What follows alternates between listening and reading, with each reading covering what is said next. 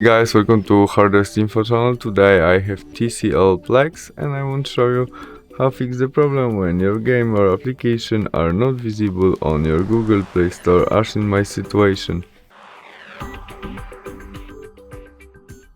When you have the same problem as mine, go back to the main menu of your Google Play Store and tap on your photo on the right corner.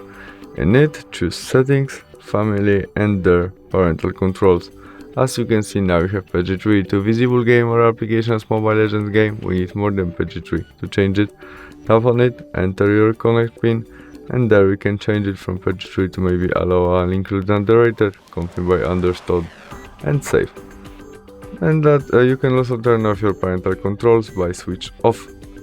And that's all. We can go back and try search Mobile Legends games again, which is visible right now, and we can install it.